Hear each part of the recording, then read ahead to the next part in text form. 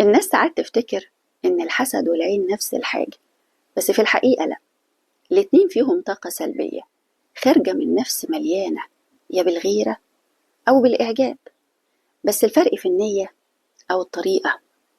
طيب إزاي أقدر أعرف إن أنا معيونة أو محسودة؟ لحظة واحدة، هو في فرق بين الاتنين؟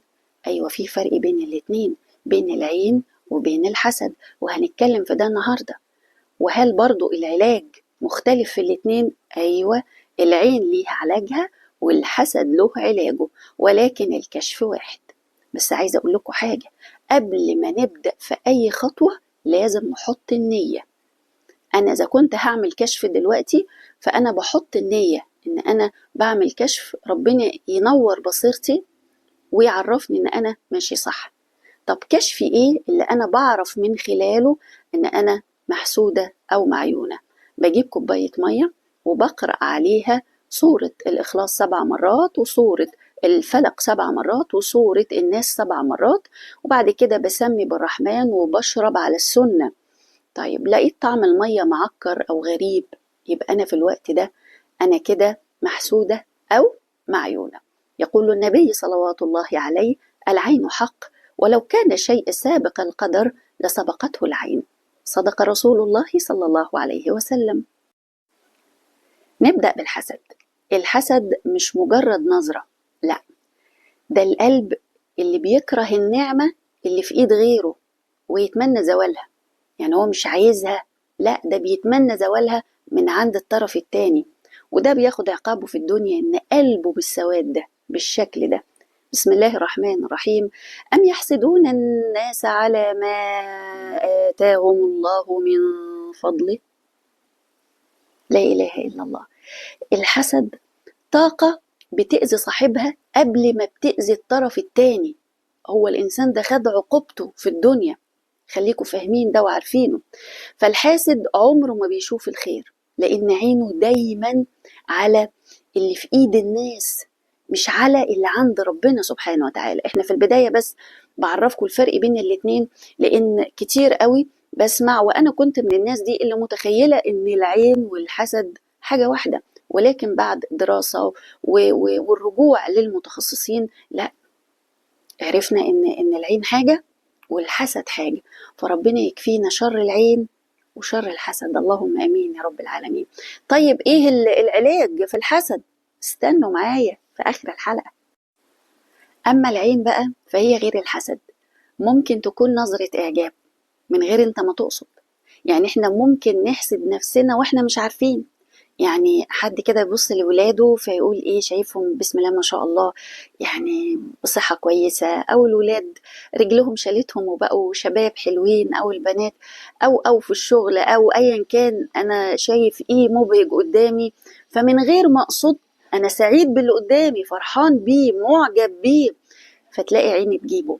انا عايزه اقول لكم ان انا في مره ده حصل معايا وانا مش واخده بالي، انا من فرحتي يعني ماما مركبه كانت اضاءه كويسه جدا، فانا بقول لها ايه، الله ده جميله، وانا مش واخده بالي والله، وبقول لها الله ده النور بتاعها جميل خالص، بوم فرقعت.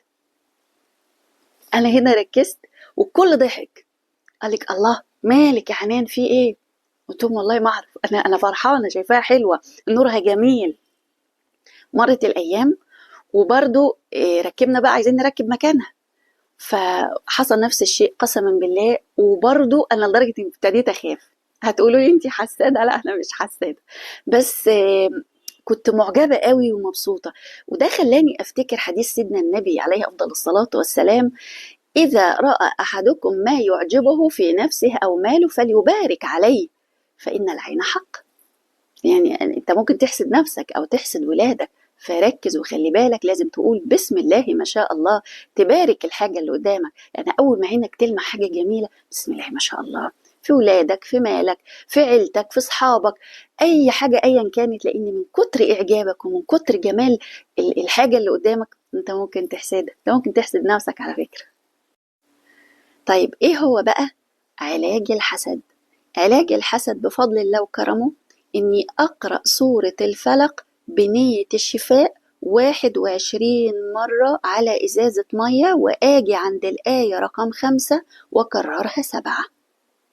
خلي بالكم، لازم أحط النية قبل أي حاجة، لأن في حد كان عنده مشاكل كتير قوي، ويعني خد بالأسباب في كل حاجة، وبعد كده يعني قال لك طب أشوف كلام حنان واللي هي بتقوله، فجاب كوباية مية وقرأ عليها الكشف ولقى إنه ما فيش حاجة. بيقول لا، ما لقيتش طعم المية غريب، بس أنا عندي مشاكل ما بتتحلش. قلت له أنت حطيت النية؟ أنت حطيت النية قبل ما تمسك الكوباية وتقرأ عليها القرآن الكريم؟ فقال لا بصراحة. قلت له طيب حط النية كده وتوكل على الله. حط النية وتوكل على الله وعمل الكشف، فبص لقى طعم المية وحش جدا. النية قبل أي حاجة يا جماعة. يبقى علاج الحسد بإذن الله، بإذن الله وكرمه، سورة الفلق 21 مرة، وباجي عند الآية رقم 5 بكررها 7 مرات، وكل ده على إزازة مية أشرب منها لمدة 3 أيام، وأغسل منها وشي وراسي. ونروح لعلاج العين.